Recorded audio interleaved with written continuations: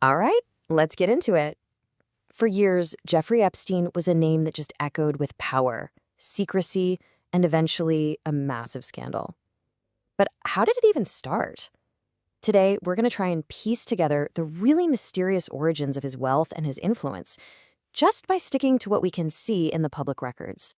So picture this. You've got private jets, exclusive parties, and this one guy at the absolute center of it all, connected to, well, basically everyone who's anyone. Long before all the headlines and the investigations, Jeffrey Epstein was this total enigma, a powerful financier whose name was kind of whispered in the most elite circles. And that right there is the million-dollar question. Actually, it's the billion-dollar question that has puzzled people for decades. It's a question that, honestly, still doesn't have a totally clear answer. So how did he build this whole empire? That's the mystery we're unpacking. To even start to understand the man he became, you really have to go back to the beginning. And what's so wild is just how different his early life was from the world he ended up in. You know, his story doesn't start on Wall Street. It starts in a classroom in Brooklyn. He was born in 1953, and for a little while in the 70s, he was actually a teacher. But then he makes this incredibly sharp, pretty unexpected turn. By the end of the decade, he's left teaching behind completely for the high-stakes world of finance. And this is where the puzzle gets laid out so clearly.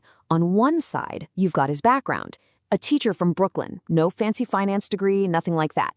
And on the other side, the result, a Manhattan billionaire, an elite money manager, an advisor to the most powerful people on the planet.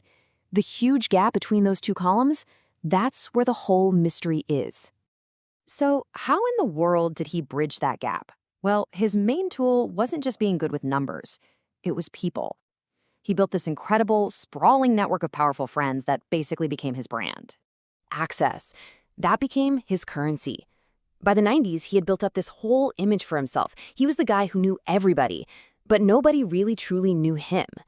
And that air of secrecy and exclusivity, it just made him even more attractive to the world's elite.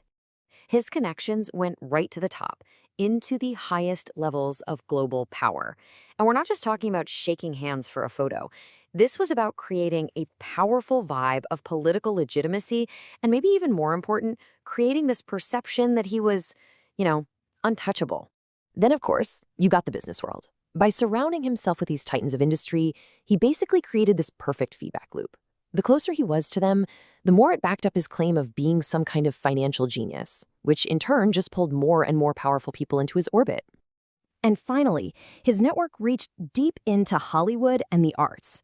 These weren't just glamorous connections, though. They gave him social proof. It cemented his status not just as a power player, but as a real fixture in a high society world where your image is literally everything.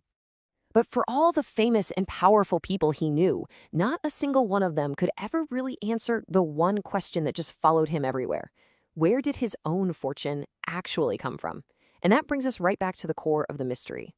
When people would ask him what he did, this was his go-to line. He'd say he was a financial manager for the ultra-rich. I mean, it sounds impressive, right? But it's also incredibly, incredibly vague.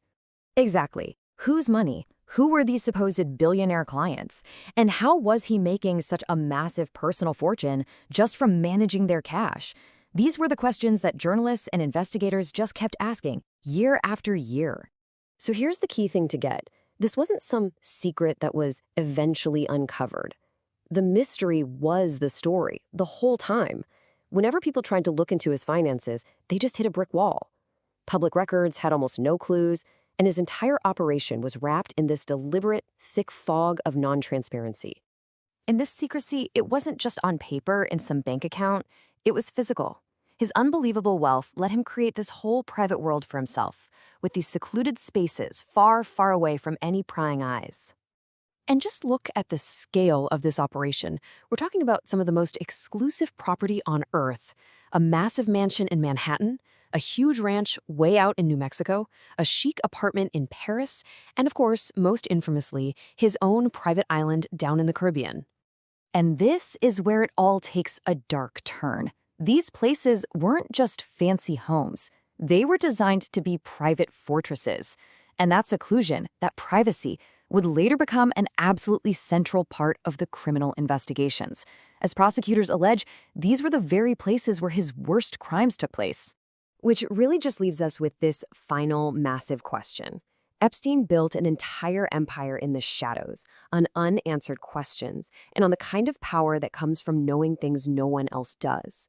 The story of his rise is really just the setup for the story of his fall, and it poses this much bigger question for all of us about power, wealth, and what happens when the secrets finally run out.